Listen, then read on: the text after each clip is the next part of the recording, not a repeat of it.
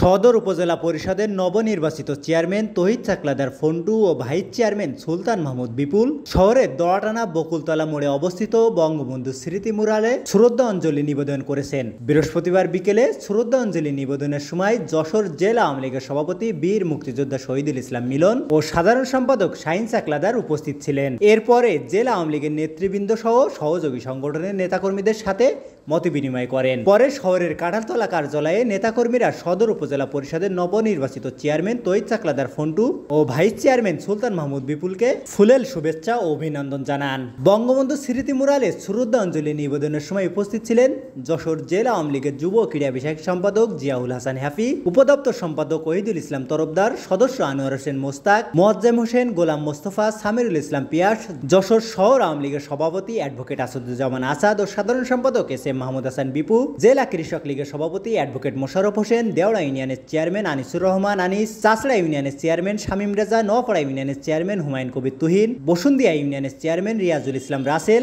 আরবপুর ইউনিয়নের সাবেক চেয়ারম্যান আব্দুল মান্নান মুন্না, রামনগর ইউনিয়নের সাবেক চেয়ারম্যান নাজমিন নাহার, হৈবতপুর ইউনিয়নের সাবেক চেয়ারম্যান সিরাজুল ইসলাম সিরাজ, জেলা পরিষদের সদস্য রেহেনা খাতুন, জেলা স্বেচ্ছাসেবক লীগের সাধারণ সম্পাদক এস এম নিয়ামতুল্লাহ, পৌর কাউন্সিলর আলমগীর কবির সুমন, জেলা ছাত্রলীগের সাবেক সভাপতি রওশন ইকবাল শাহী, জেলা ছাত্রলীগের সভাপতি সালাউদ্দিন কবির পিয়াস, পৌর ছাত্রলীগের আহ্বায়ক মেহেদী হাসান রনি, শহর আওয়ামী লীগের সহসভাপতি আজিজুল হক, আলাউদ্দিন,